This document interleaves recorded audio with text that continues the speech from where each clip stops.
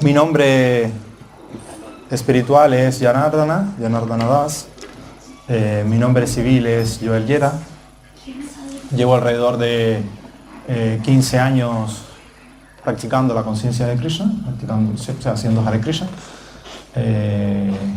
Y de manera paralela a los servicios que realizo aquí en este centro, pues soy estudiante de doctorado de matemáticas, me dedico a las matemáticas y enseño en la universidad en la que estudio. O sea, soy profesor e investigador. Eso es más o menos para una breve presentación, no es para hacerme propaganda ni nada por el estilo. Pero bueno, para que sepan quién está delante de ustedes.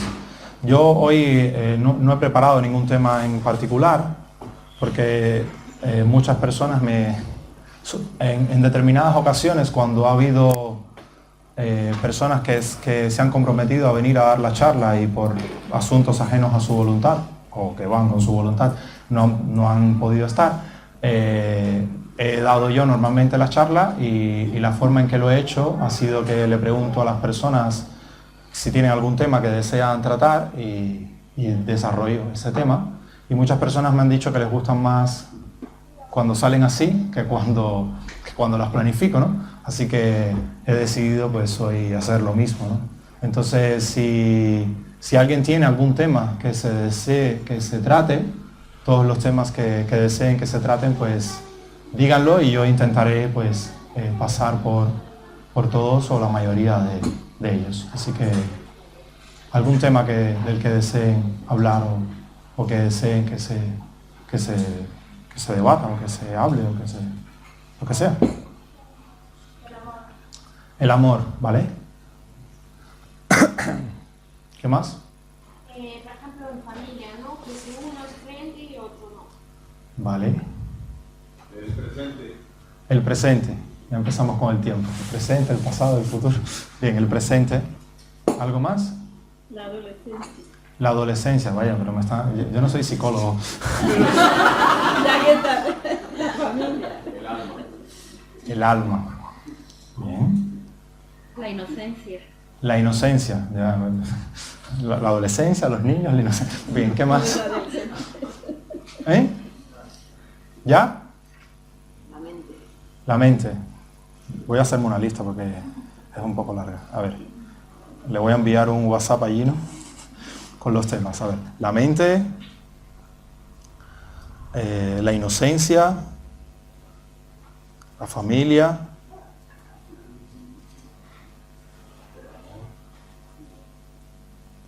el amor, el alma, el presente.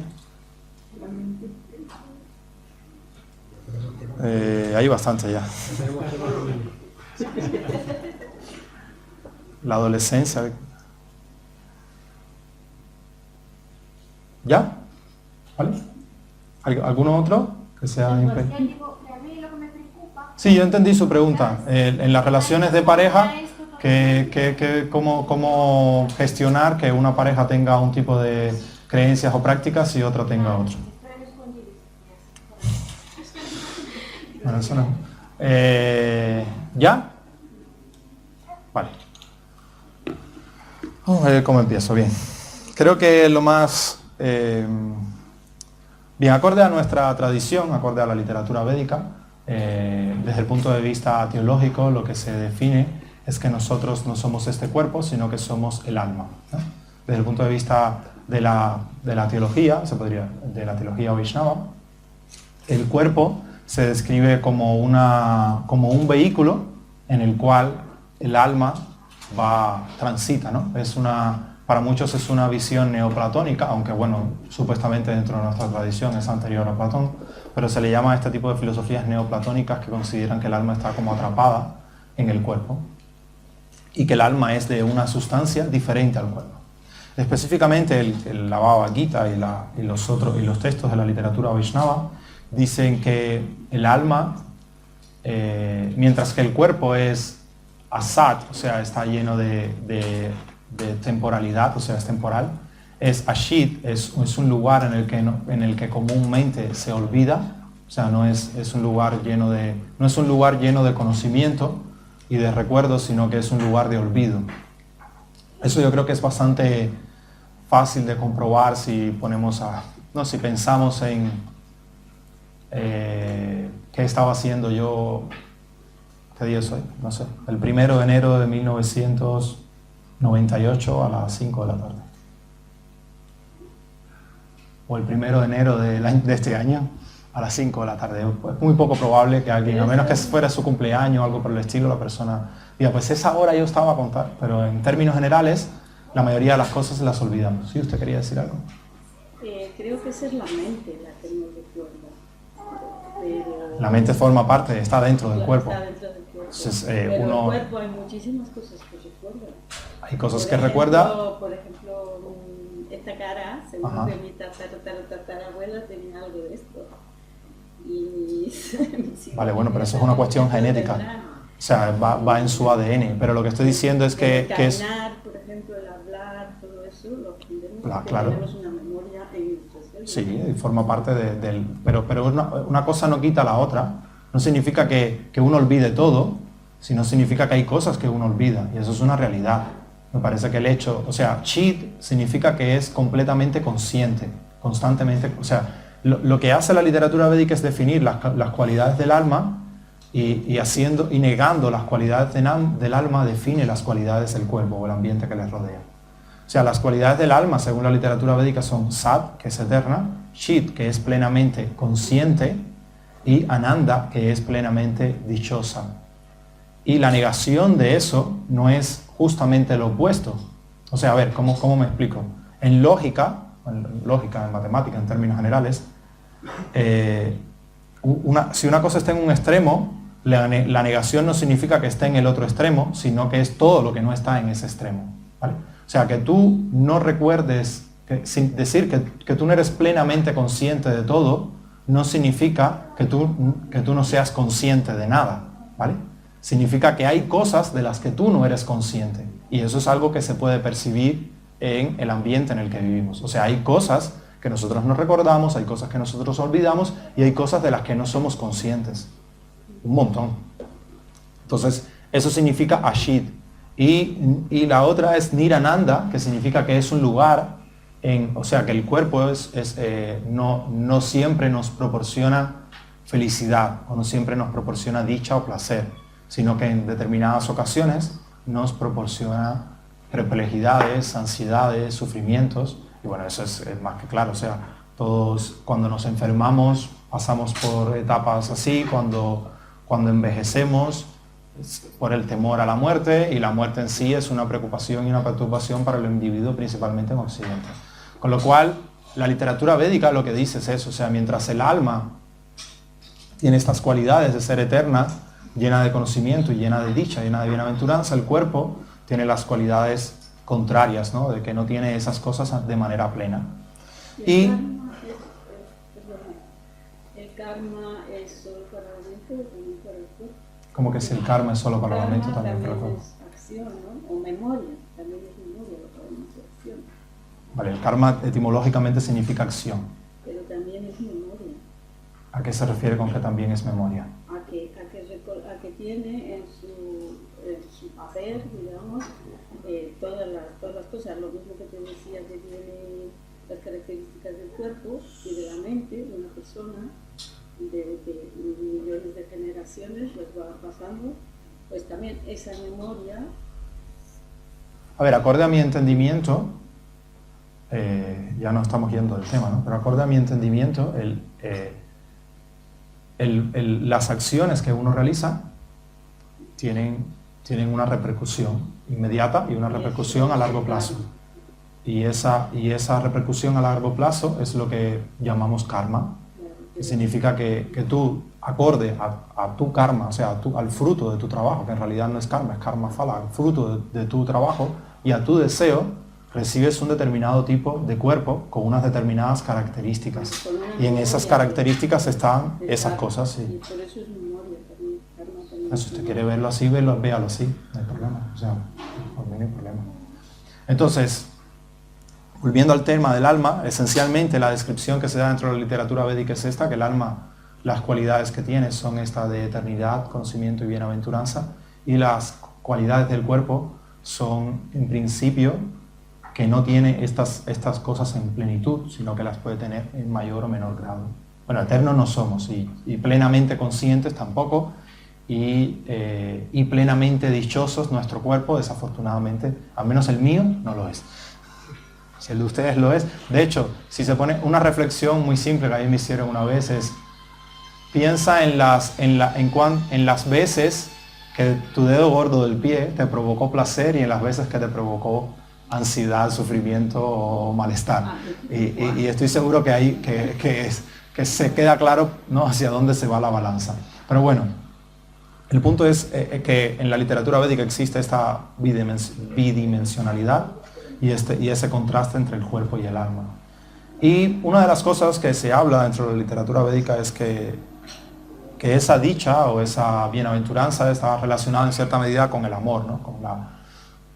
Ahí importante e interesante es la manera en que se define amor dentro de la literatura védica, o al menos dentro del Vaishnavismo. Muchas veces es un poco diferente a cómo se define en Occidente. ¿Por qué? Porque el más alto tipo de amor, por así decirlo, que uno puede ver descrito dentro de la literatura védica es esa relación en la que uno es capaz de dar todo por la otra persona sin necesariamente esperar recibir algo a cambio, ¿no? De manera totalmente, desinteresada, ¿no? Ese es el más alto grado de amor que se describe en la literatura védica y que normalmente se describe entre las entidades vivientes y Dios y la divinidad. Normalmente las relaciones en este plano material funcionan como contratos. O sea, quizás quizás soy demasiado pragmático viéndolo así, pero cuando uno se pone a analizar, muchas veces funcionan como un contrato, ¿no? Tú tienes, cuando estableces una pareja o una relación con cualquier otra persona, normalmente cada una de las partes tiene unas condiciones y tiene unas expectativas de esa relación. Y cuando las condiciones y las expectativas coinciden, pues la relación no tiene problema. Pero en cuanto las condiciones y las expectativas comienzan a irse una por un lado y otra por el otro, pues comienzan los conflictos. Y lo más difícil es que esas condiciones y esas expectativas, uno, nunca o la mayoría de las veces no se ponen por escrito, ni siquiera se hablan muchas veces, y dos, van cambiando con el tiempo. Con lo cual, las relaciones de pareja son más difíciles que las relaciones contractuales. ¿Por qué? Porque las condiciones no siempre están claras, a menos, sobre todo llegan a estar claras cuando la relación lleva un tiempo y la persona logra hablar con transparencia, pero eso lleva muchas veces un proceso y un tiempo. Entonces, entrando al tema que usted decía, yo voy a regresar al tema del alma y el amor, que usted comentaba sobre las relaciones, ¿no? La familia, y en el que una parte de la pareja tiene una visión y otra parte de la pareja tiene otra, pues lo que sucede es esto, ¿no? Que una parte de la pareja tiene unas condiciones y la otra tiene unas expectativas y esas cosas no machean. Entonces, lo normal es sentarse y hablarlo. Es mi recomendación, ¿no? Siempre va a ser la de sentarse y conversarlo. A ver, yo no sé las condiciones en las que cada cual está, pero es difícil. A ver, en una relación, cuando una persona tiene una relación, normalmente tiene que ceder algunas cosas, ambas partes tienen que ceder algunas cosas para que la relación pueda llegar a un acuerdo. Yo no creo en la idea de la media naranja, ¿vale? No creo que tú tengas una persona perfecta que machee contigo. A mí eso me recuerda a una charla de un psicólogo, digamos, divulgador, que dice algo así como: ¿qué sucede si tu media naranja es una toronja? ¿No? ¿Qué sucede? O sea, ¿qué sucede si tu media naranja es una toronja? O sea, si no hay... Entonces, tienen que llegar a un acuerdo y la relación perfecta no se trata de encontrar a esa persona que sea igual a ti, perfecta contigo, sino que se trata de que dos personas se encuentren con el deseo y la disposición de sacrificar determinadas cosas para encajar y que la relación crezca y se desarrolle. Entonces, sí, es cuando no hay una comunicación apropiada, pues esas cosas se hacen difíciles. Yo sigo un divulgador en YouTube que en mi opinión es muy bueno. Él tiene un canal que se llama Universo Parejas, y en ese canal él de una manera bastante interesante pues da muchas recomendaciones a las parejas, ¿no? Que a mi opinión son muy positivas. Pero en cualquier caso, así a muy grosso modo, para mí lo esencial es que las personas se comuniquen apropiadamente, que establezcan claramente cuáles son, ¿no?, las expectativas y los conflictos o los problemas o las condiciones que cada una de las partes tengan, y llegar a un punto en común en el que ambos estén de acuerdo y puedan tirar para adelante. Y la práctica religiosa yo creo que va en eso también, o sea, en llegar a acuerdos y en consensos. En la pareja, en todo, hay ciertos valores intrínsecos de uno mismo, con lo cual uno se siente bien o está evolucionando. Entonces, si tú sientes que esto te está evolucionando, para ti es un valor muy importante. Entonces, cuando tú hablas con tu pareja, hablas, a ver, esto a mí me está Es que ya evolucionando. no hay más posible hablar. Estamos ya. Espera, eso está Estamos evolucionando. en divorcio ya. Ah, bueno, entonces el problema es que tú quieres saber por qué estás en el divorcio. Entonces, esto te está ayudando. Entonces, tu pregunta ha sido Es totalmente que yo sé errónea. que yo cuando estaba con él iba muy para atrás, entonces me depresaba mucho, no podía venir aquí y tal y cual. Entonces cuando ahora ya... Sí, pero tú estás evolucionando y esto es una evolución en tu camino. Bueno, perdóname. Sí, bueno, a ver, No, en cualquier caso mi recomendación siempre es tratar de ir a un especialista, ¿no?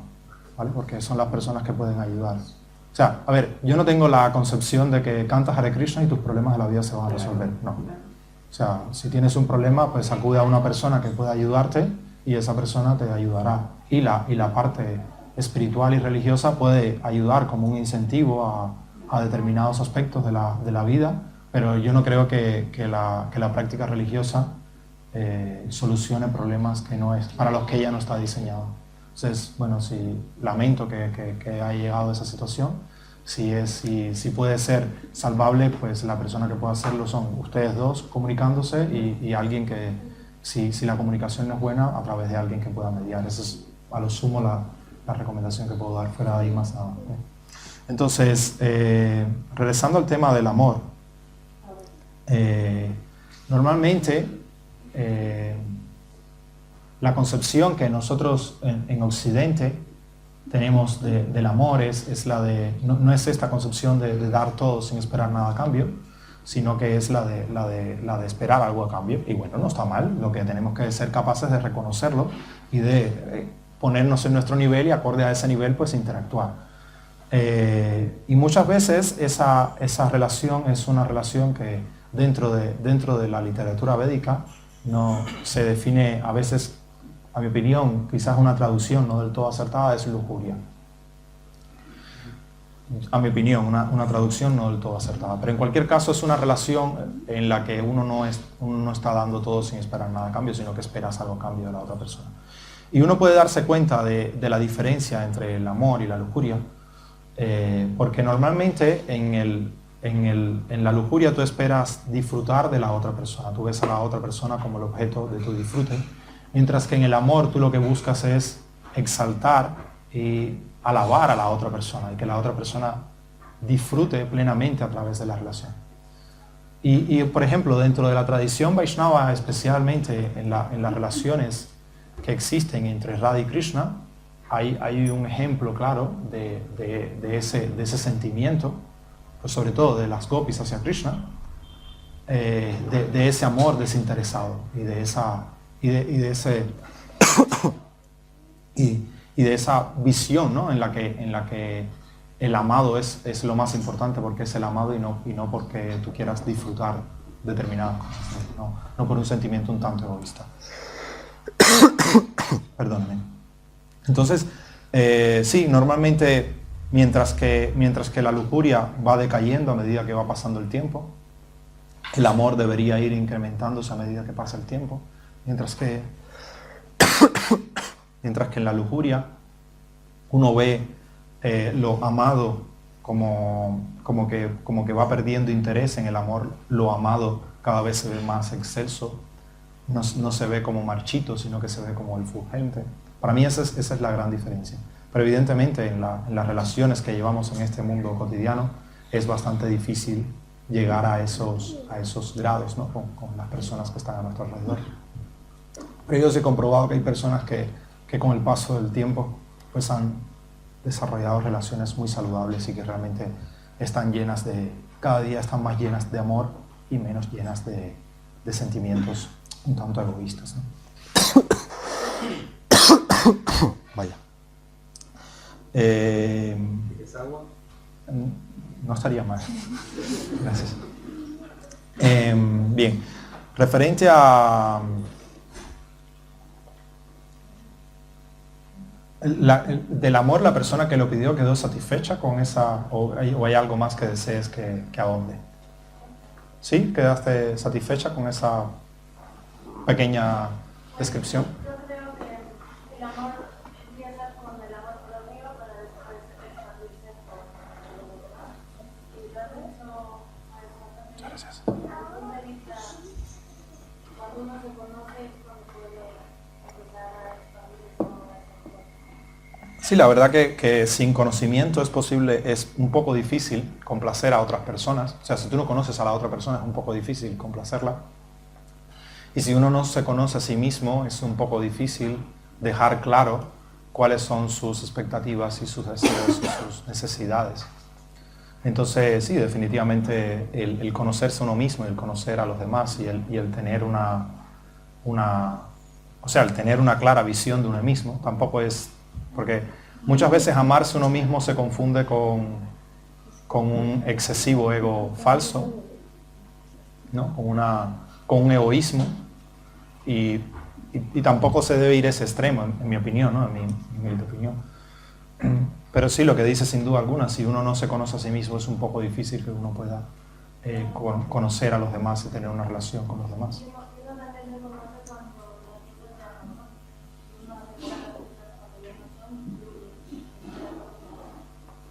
Sí.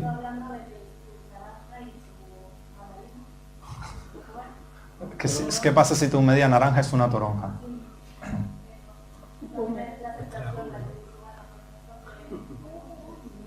Sí, bueno, uno puede aprender de esas expectativas. Y tiene dos soluciones, o romper la relación o entre ambos tratar de construir algo mejor. Claro, lo que a mí me queda un poco difícil de aceptar es de que uno pueda llegar a encontrar realmente una media naranja, que es a lo que aspiran muchas personas en la sociedad, que aspiran a esa persona perfecta, y esa persona perfecta no llega y muchas veces no se dan cuenta de que a veces es necesario pues cada uno poner un poco de su parte para intentar construir una relación constructiva y positiva. Voy a pasar a otro tema, sí. Enamórate de ti mismo y tendrás un romance contigo para toda tu vida. Vale, al que eso le valga, pues perfecto. Eso es lo que le sabe, pero de todas maneras, la media naranja no existe porque realmente uno es la naranja Completa, vale, está bien, me gusta esa idea. Entonces, si uno es completo, existe la media naranja. Al que le sirva esa visión un tanto monástica, pues felicidades, ¿no? Hay algunos seres un tanto más sociales que necesitamos un poco más de interacción para sentirnos un poco, no sé, para sentirnos mejores aparentemente, pero que sí, que muchas gracias, que esa visión también hay personas que la experimentan, que la sienten y felicidades por ellos, la verdad. Voy a saltar a otro tema si no les sí. Sí. Hace tiempo leí que la Biblia contempla que solo se justifica el divorcio en caso de infidelidad. A ver, para mí la Biblia es un libro, sin duda alguna, desde el punto de vista religioso y espiritual, que puede ayudar al crecimiento y el desarrollo de la persona. Pero muchas veces estos libros religiosos en ellos vienen códigos morales y códigos éticos que son fruto de su tiempo. ¿Vale? Por ejemplo, tú vas al código de Hammurabi, que es uno de los primeros que se considera en la humanidad, y pues qué sé yo, y habían descripciones que a día de hoy quizás no sean las más apropiadas de aplicar ahora. Ahí, por ejemplo, es que sale lo de ojo por ojo, diente por diente, no sale por primera vez en la Biblia. Pero en cualquier caso, sucede también dentro de la literatura védica que hay elementos dentro de las escrituras que son códigos sociales y morales, que son descripciones de las leyes que existían en aquella época, hace miles de años. Intentar trasplantar de manera completamente sana esa visión a Occidente y a día de hoy, siglo XXI, me parece que puede ser un error muchas veces. ¿Cómo contempla la Bhagavad Gita el divorcio? El Bhagavad Gita no habla de divorcio, ¿no? Habla de otros temas, ¿no? Yo no, o sea, La separación de parejas, una pareja casada. normalmente dentro de las culturas antiguas no era algo que se contemplaba, aunque en la literatura védica se habla del monje o la persona que deja la vida familiar para dedicarse a la vida monástica al final de la vida. O sea, en última instancia la literatura védica recomienda a la persona que al final de su vida se dedica a la práctica espiritual. Y esa es la parte que uno debe tomar como esencia. No, a mi opinión, ¿no? Ya esto es mi humilde opinión, no la cuestión de si se va a divorciar o no se va a divorciar, o si va a estar junto a la pareja o no va a estar junto a la pareja. Para mí, la esencia, o sea, la pareja para mí debe estar, o sea, el objetivo para mí de la pareja es ayudarse mutuamente a desarrollar los objetivos y los sueños del otro. O sea, que cada uno tenga como objetivo principal eso, la colaboración mutua para desarrollar los sueños colectivos o los deseos colectivos y los del otro. Y eso incluye tanto materiales como espirituales. Y lo que sí dice la literatura védica es que esa última etapa de la vida debería estar dedicada al crecimiento interior y espiritual, cuando ya uno ha realizado todo tipo de funciones en este plano material, pues dedicarse a la práctica espiritual. Y a mí eso me parece muy sensato, la verdad, donde el centro de la vida sea la introspección, el crecimiento, el desarrollo, y eso se puede hacer tanto en la pareja como fuera de la pareja.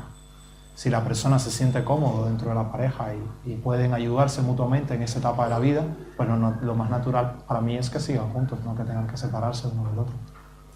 Y si eso va a crear un conflicto demasiado grande y es indisoluble, pues quizás a veces sea recomendable la separación. Aunque, hombre, evidentemente uno tiene que valorar otras cosas, si tiene hijos y hay un montón de cosas, ¿no? Sí, pero el que dio primer paso, yo creo, no me refiero para el divorcio. Sí. Si él ha dado el primer paso por el divorcio, entonces eso se abre para mí el camino.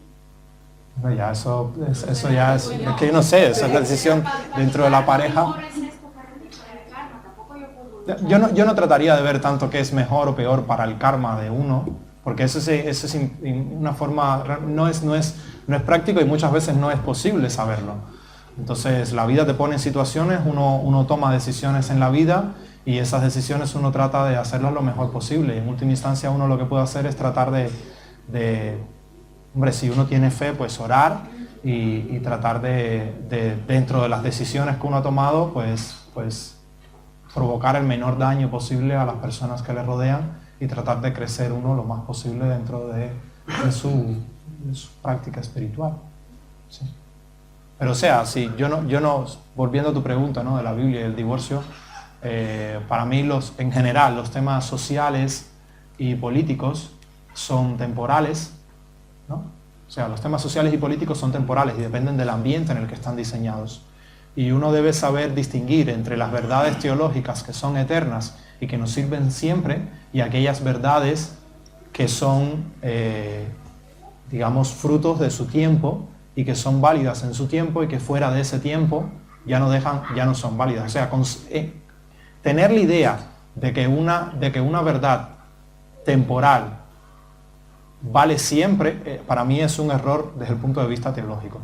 O sea, concebir como verdades absolutas cuestiones políticos, sociales o sea, circunstanciales, para mí es un error desde el punto de vista teológico, un error que cometen prácticamente todas las religiones, ¿vale? No estoy atacando la Biblia, en el Vaishnavismo también los hay los que abogan por eso. Pero, o sea, las declaraciones que puedan existir en un determinado contexto sobre determinados temas que son políticos y sociales tienen que verse en su contexto. Tú no puedes mirar la historia con la concepción del presente. Para tú estudiar la historia tienes que bañarte de cómo se vivía en esos tiempos y comprender la historia desde la vivencia de las personas de esos tiempos, no desde tu vivencia. O sea, pretender, por ejemplo, criticar de machista a las sociedades antiguas es absurdo porque, o sea, realmente eran machistas vistas desde el presente, pero en su propia concepción eran como eran, era la única forma de ser, no había otra forma de ser, ¿entiendes? O sea, no sé, por ejemplo, te pongo un ejemplo, ¿no?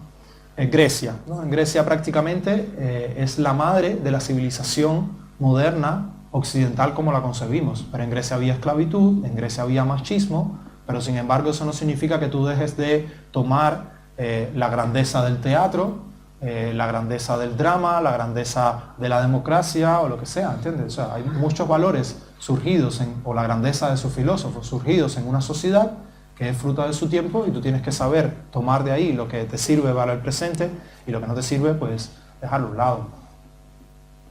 Y ahí, pues ya las decisiones personales, o sea, yo no estoy diciendo que, ni estoy diciendo a todo el mundo que se divorcie, porque, por ejemplo, en mi caso yo estoy casado y no sería algo que me pasaría por mi cabeza, mucho menos teniendo niños pequeños, pero cada cual, pues, pero que tampoco creo que se deba decir a una persona, pues usted no es un buen cristiano, usted no es un buen esto, usted va a ir al infierno, simplemente porque debido a sus circunstancias tiene que tomar decisiones que a veces son un poco reprochables desde la ética de la antigüedad. A día de hoy la sociedad funciona de manera muy diferente.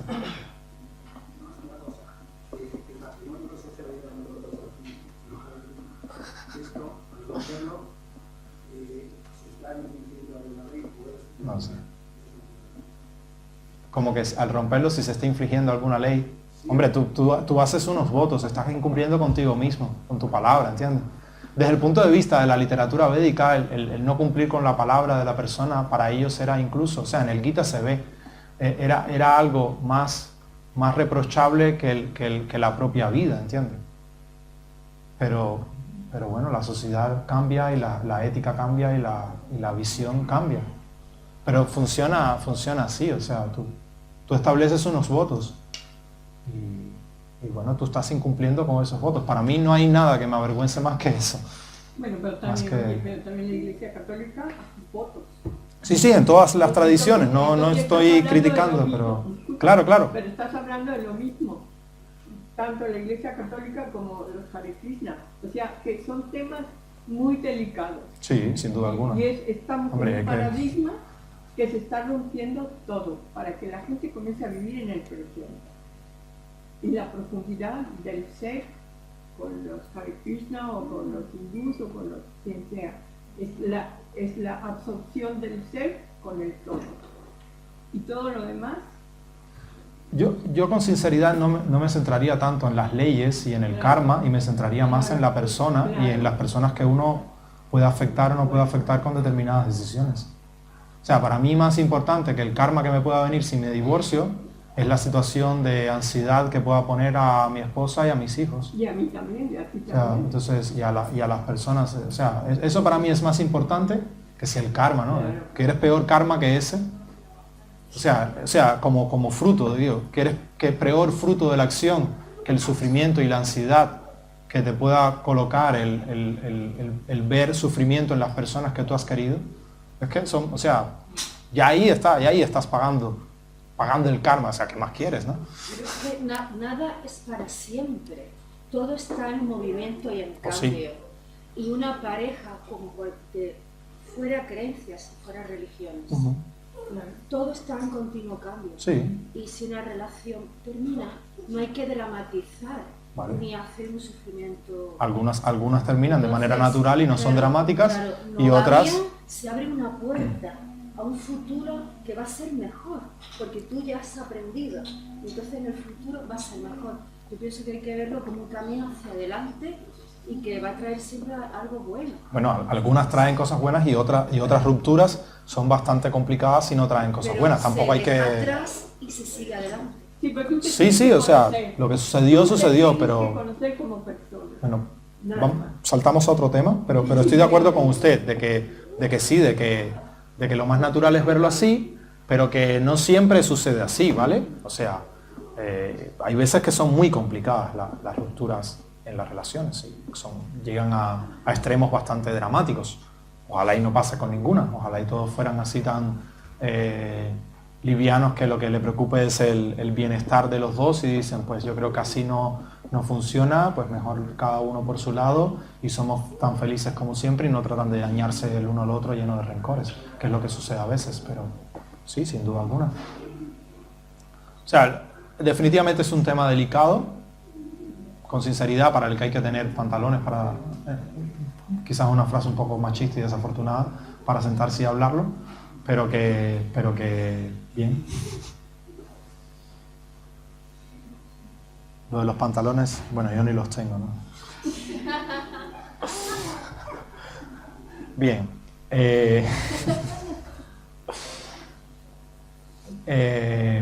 Hemos visto el tema del alma, el amor, el tema de la familia que le preocupaba a ella.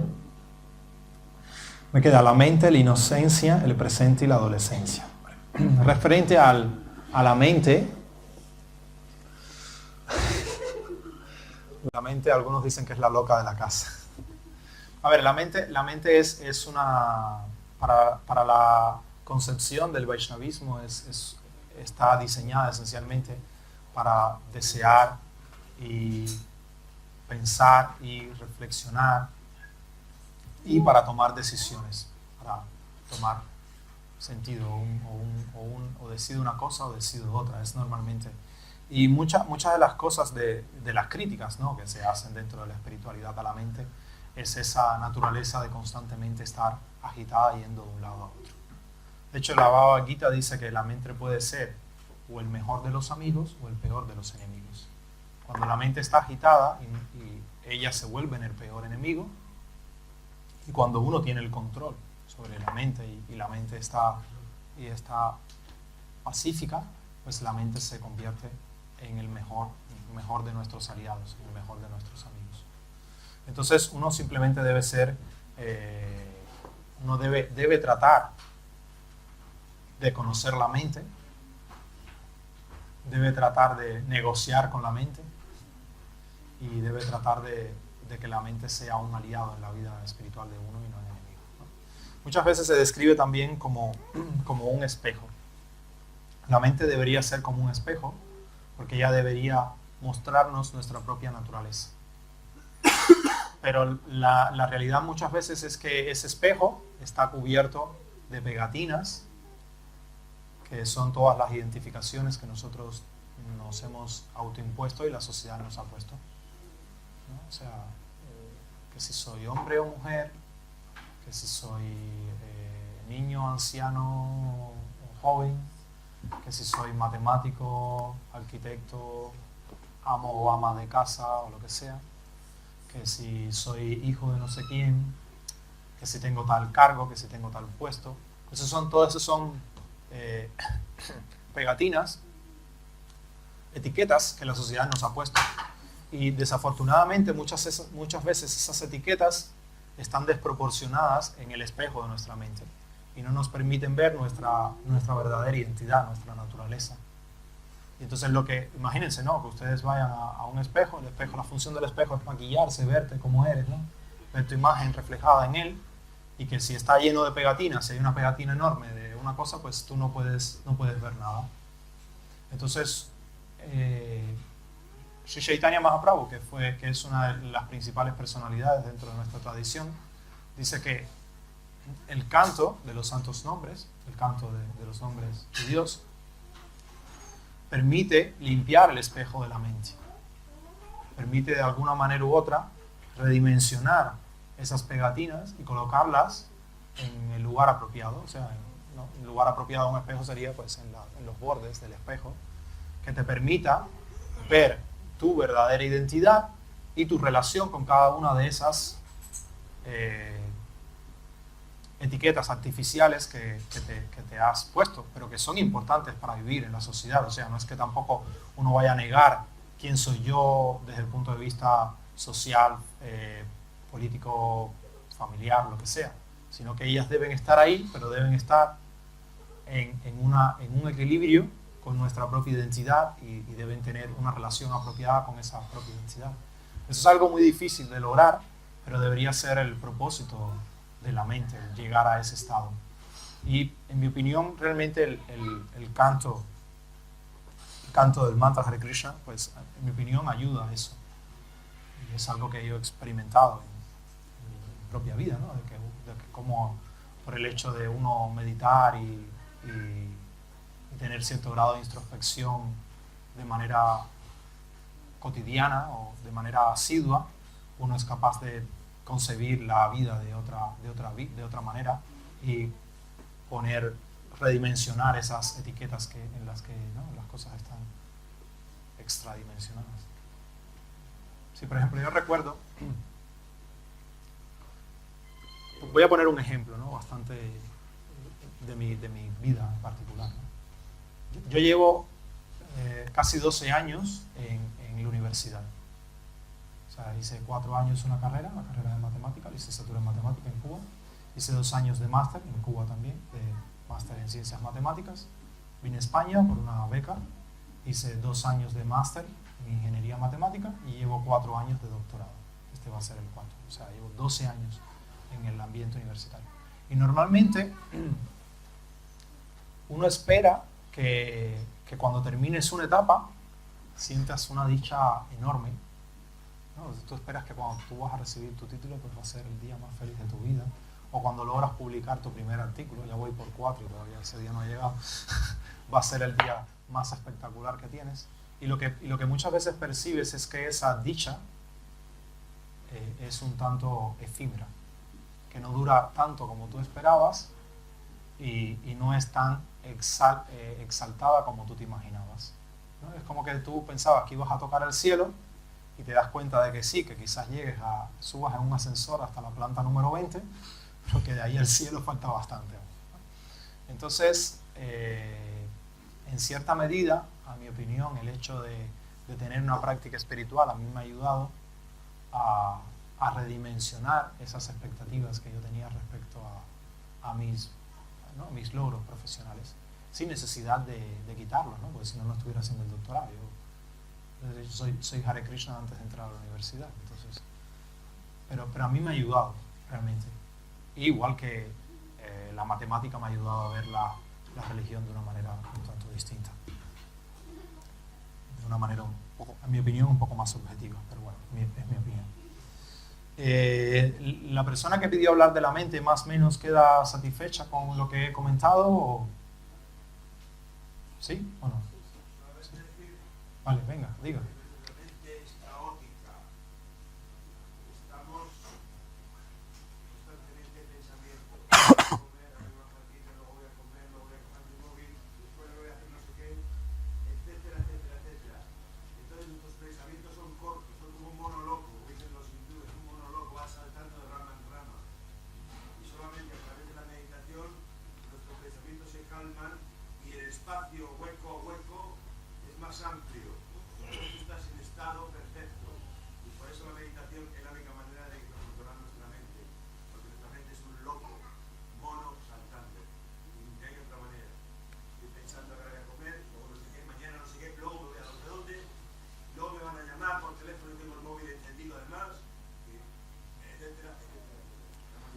Sí, la mente, o sea, sí, más o menos es similar a lo que había comentado. La mente normalmente dedica mucho tiempo a tratar de cambiar el pasado, o sea, regodearse en el pasado si hubiese hecho, ¿no? Y dedica demasiado tiempo a veces a tratar de planificar el futuro sin tener, y se olvida del presente, ¿no? Que es el tiempo donde tú construyes el futuro y donde puedes aprender del pasado. Entonces, bueno, mi recomendación, como usted dice, es tratar de controlar la mente, la meditación y el canto de mantras, y esos son métodos, a mi opinión, bastante efectivos para ello. Y, aunque, o sea, estoy abierto a que puedan haber otros, no, si a alguien le funciona otra cosa, pues bienvenido. Y sí, tratar de concentrarse más en el presente y dejar de... o sea, sin tratar de... No es no mirar al pasado, porque uno del pasado puede aprender, sino que a veces nos regodeamos en el pasado demasiado. Y tratar de no excesivamente intentar planificar el futuro, porque muchas veces perdemos el tiempo de construir el futuro en el presente, planificando el futuro que nunca vamos a construir. No sé si esa frase es un poco trabalenguosa, pues. Entonces, eso es lo que puedo decir del presente.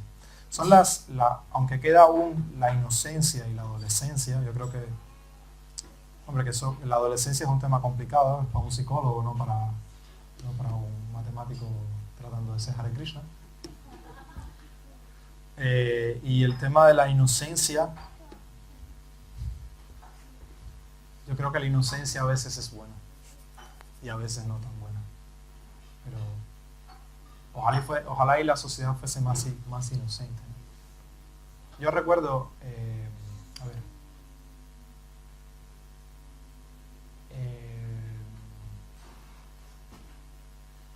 no sé si, bueno, en algún momento a mi hijo le diagnosticaron que tenía que tenía rasgos de una persona con síndrome de Asperger. El síndrome de Asperger no es una enfermedad, sino que es una característica del cerebro que tienen determinadas personas y que tienen una manera de entender la realidad diferente. Y una de las características es la inocencia, el literalismo y la inocencia para algunas cosas. Y una de las cosas que tienen los Asperger es que ellos les cuesta mucho trabajo mentir. ¿Por qué? Porque no está concebido la mentira dentro de su manera de concebir la sociedad.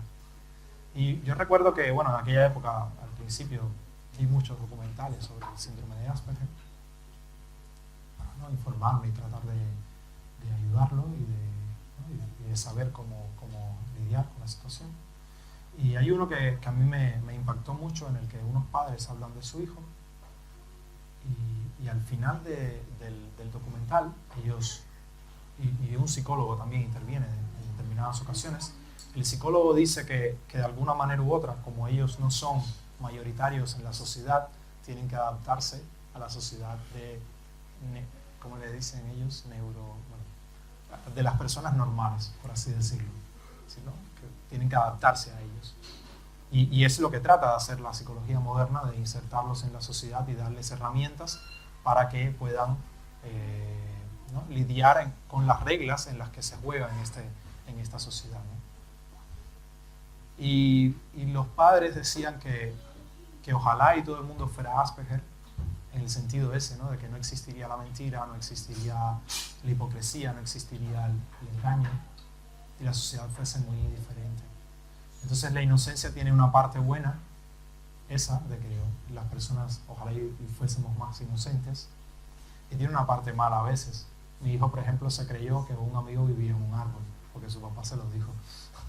No, que tal persona vive en ese árbol, y de hecho todavía me pregunta cuándo vamos a ir a ver al amigo que vive en el árbol.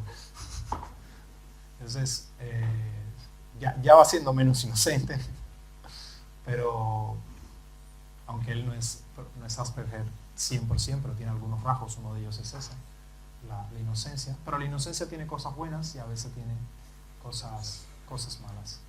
Entonces, bueno, inocente hasta un punto uno debería tratar de ser, la verdad. Entonces, quedan unos 10 minutos si alguien tiene alguna pregunta que desee realizar de alguno de los temas que se han tratado, aunque ha sido bastante abierto la charla, pero igual si tienen alguna pregunta o algo de lo que deseen indagar, pues son libres de hacerlo.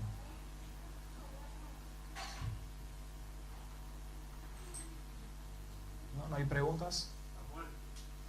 La muerte. ¿Qué pasa con la muerte?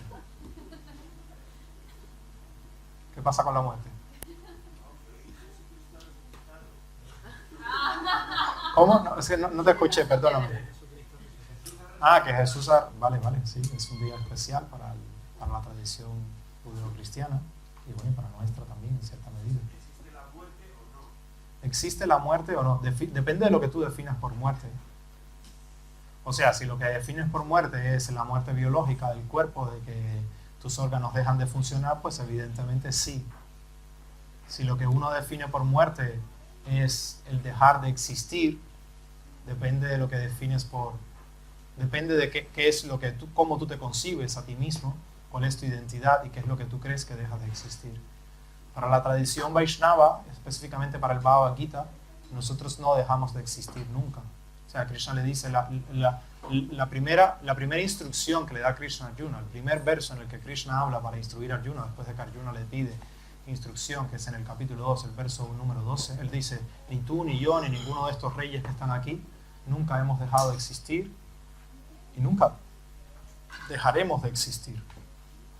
O sea, entonces, bajo esa concepción, pues para la tradición Vaishnava, como la entidad viviente, el alma es eterna, pues la muerte no existe en ese sentido. Para mí hay un verso muy poético una vez que yo leí. A mí cuando lo leí me impactó. Es de una obra que se llama Srimad Bhagavatam y narran la historia de una persona que se dedicó a la práctica espiritual y ya al final de su vida se describe cómo, ¿no?, vienen seres espirituales a recogerle para llevarlo al lugar donde iba a estar, la dicha eterna. Hay un verso muy poético en el que dice que esa persona pisó sobre la muerte para acceder a la eternidad, algo así, ¿no?, acceder a ese avión que le iba a llevar a la eternidad. Y es muy poético, ¿no?, porque es como que tienes que transitar por ella, pero no estás transitando de cualquier manera, le estás poniendo la cabeza arriba, o sea, el pie arriba de la cabeza, o sea, estás superándola, no, desde el punto de vista metafórico es una metáfora muy, muy fuerte, en mi opinión, desde el punto de vista teológico también. Entonces, esa es la concepción que uno debería tener de la muerte, pero no siempre es fácil, porque uno le tiene miedo a los cambios. Entonces, se representa un cambio profundo, porque vas a dejar de ver a las personas que están a tu alrededor, esas personas te van a dejar de ver a ti. Vas a cambiar, en última instancia, vas a cambiar de casa, ya eso es traumático, de cuerpo, ¿no?, de casa, de habitáculo. O sea, hay muchos elementos que pueden ser difíciles. Pero sin duda alguna, aquellas personas que se preparan para ella a lo largo de la vida, viéndolo de otra manera, yo puedo percibir que son las que menos sufren en ese momento. Esas personas que ven la muerte con naturalidad y que saben que van a dejarlo en algún momento y que no están agonizando, agarrándose de los últimos segundos de vida para experimentar algo que ya no pueden experimentar porque su cuerpo ya no da para más, pues son las que más sufren. Para mí la muerte es el momento de la vida de ser egoísta, de pensar en uno, porque ya cuando está llegando la muerte, ya uno no puede hacer nada más por lo que están alrededor. Uno, en mi opinión, lo que recomienda la literatura védica, y yo estoy totalmente en esa dirección, o sea, con esa visión en términos generales, es que uno debe tratar de dejar las cosas arregladas y uno simplemente debe tratar de dedicarse a la introspección y al desarrollo interno. Ya lo que podías arreglar, lo arreglaste. Y lo que no podías arreglar, ya no puedes arreglarlo. Así que concéntrate en ti. Es el único momento en que yo recomiendo concéntrate en ti. Deja un poco al lado qué va a pasar de fulanito, ya tú no lo vas a poder resolver. Deja de pensar en qué es lo que le va a pasar a tal persona. Lo que puedas hacer por esa persona, hazlo. Y si no puedes hacer nada, pues deja de pensarlo, porque ya no vas a poder hacer nada. Piensa en lo que te puede hacer crecer. Y hay una historia, a mi opinión, que es la que da inicio a toda una gran obra literaria, que es el Srimad Bhagavatam, el Bhagavata Purana. Es un rey al que le dicen que va a abandonar, le dicen que tiene 7 días de vida, ¿no? A día de hoy eso es trasladable, ¿no? Imagínense una persona que le dicen que es un enfermo terminal y que le dicen que le queda tanto tiempo de vida. Ese es el momento, eso es una bendición en cierta medida, porque ya sabes cuánto te queda. No es que sales a la calle y te pasa un coche por encima, ¿no? Que es totalmente improviso, ¿no? Y el rey, lejos de lamentarse, lo que hizo fue dejar atado todo en su reino e irse a las orillas de un río a tratar de pensar, de crecer, ¿no? Espiritualmente. Y se reunieron toda una serie de personas a su alrededor para ayudarle en ese momento y para instruirle, una serie de sabios, y hubo un diálogo muy interesante que tiene unos 17.000 versos que son toda una serie de historias que en mi opinión son muy interesantes. Pero la primera pregunta que hizo ese sabio fue: ¿qué es lo que debe hacer todo individuo, especialmente aquella persona que va a morir? Srimad Bhagavatam o Bhagavata Purana. Bhagavata Purana es un clásico o sea, los Puranas son un clásico de la literatura védica y ese es el más famoso. Es donde están las historias de Krishna y demás. Pero el inicio de la historia es esta. Es una persona que le dicen que le quedan 7 días y lo que la persona hace y las recomendaciones que le dan los sabios referente a esa situación. Entonces, sí, para mí es algo interesante, ¿no? Que es el momento de crecer interiormente y de dedicarse a la práctica espiritual, a la introspección. Por eso es que la literatura védica recomienda eso, que al final de la vida, ya cuando uno tenga todos los asuntos resueltos de hijos, de trabajos y demás, pues dedicarse al crecimiento interno y espiritual. Entonces, aunque no estemos en el final de la vida, pues mi invitación es a que poco a poco tratemos de introducir elementos de la vida espiritual o de la práctica espiritual en nuestra vida para ir preparándonos en cualquier término. Creo que el canto del mantra Hare Krishna puede ser efectivo para algunos y mi invitación es a que tratéis de incorporar al menos un poquito. Entonces, muchas gracias por su atención. Espero que tengan una excelente tarde junto a nosotros y nada, muchas gracias. Hare Krishna.